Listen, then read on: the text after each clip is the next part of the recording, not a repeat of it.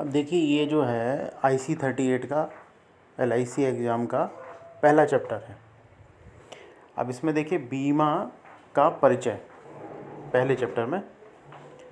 अब इसमें देखिए बीमा हस्तांतरण एक शब्द है। अब बीमा हस्तांतरण का मतलब होता है बीमा को एक हाथ से दूसरे हाथ में स्थानांतरण कर देना, जैसा कि शब्द में दिखाई दे रहा है।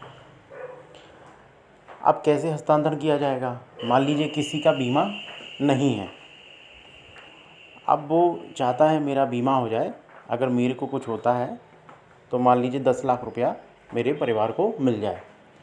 तो जो उसको लगा कि मेरी जो है 10 लाख रुपए की, मेरे जाने के बाद 10 लाख रुपए चाहिए मेरे परिवार को, तो जो रिस्क है उसने बीमा कंपनी को ट्रांसफ़र कर दिया 10 लाख रुपए का। तो उस व्यक्ति ने 10 लाख रुपए का बीमा कंपनी से करा लिया, और उसने वो जिम्मेदारी जो थी उसके जाने के बाद 10 लाख रुपए की कौन देता, वो कंपनी के ऊपर आ गई। तो उसने क्या किया? बीमा हस्तांतरण कर दिया। अब अगर वो, कई लोग ऐसे हैं जो बीमा ही नहीं कराते हैं, तो ऐसे लोगों के बारे में क्या शब्द का उपयोग किया जाएगा? बीमा प्रतिधारण। एक तो हो गया बीमा हस्तांतरण, तो भाई कंपनी से बीमा करा लिया, हाँ हमारे बाद व्यक्ति जानेगा, कंपनी जानेगी। और एक दूसरे लोग हो गए जिन्होंने बीमा नहीं कराया, तो उनके जाने के बाद कुछ भी नहीं मिलेगा। तो उन्होंने क्या किया? बीमा प्रतिधारण कर दिया, यानी अपने ऊपर ही जोखिम कर लिया कि हम ही जिम्मेदार हैं, हमारे जाने पे जो हमारी संपत्ति बची वही मिल जाएगी और हम बीमा नहीं कराएंगे। तो बीमा हस्तांतरण और बीमा प्रतिधारण। अब देखिए दूसरा, अब बीमे का इतिहास क्या है? तो ये 3-4 क्वेश्चन है जिनमें से एक क्वेश्चन आ जाता है। तो सबसे पहले तो बीमा जो शुरू हुआ था, बीमा का जो व्यवसाय है वो शुरू हुआ था, कहाँ से शुरू हुआ था? लॉयड कॉफ़ी हाउस से, ठीक है ना।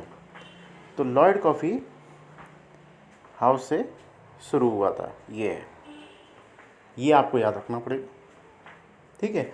अच्छा, सोसाइटी कौन थी? तो सोसाइटी थी एमिकेबल सोसाइटी, इसको याद कर लीजिएगा, एमिकेबल सोसाइटी। अब नॉर्मली ये सबसे पहली जीवन बीमा, देखो जीवन पूछ रहा है वो, जिसमें जीवन हो, तो पहली जीवन बीमा तो हो गई ओरिएंटल लाइफ इंश्योरेंस।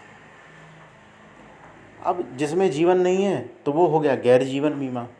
दो तरह की बीमा कंपनियां होती हैं, एक जो वो जीवन बीमा करती हैं और एक वो जो गैर जीवन बीमा, जैसे गाड़ी, ट्रक, कार का बीमा हो गया। तो पहली जीवन बीमा कंपनी भारत में ठीक है ना, ओरिएंटल लाइफ इंश्योरेंस। और गैर जीवन बीमा हो गई टाइटन इंश्योरेंस। क्या हो गई? Titan insurance. अच्छा, पहली भारतीय जो भारत में तो है, लेकिन भारत के लोगों द्वारा शुरू की गई थी, उसका नाम था बॉम्बे म्यूचुअल सोसाइटी। और सबसे पुरानी जो इंश्योरेंस कंपनी है उसका नाम है नेशनल इंश्योरेंस। अब बस इसमें कंफ्यूज नहीं होना है, चारों को अलग से आपको समझना है कि भारत की पहली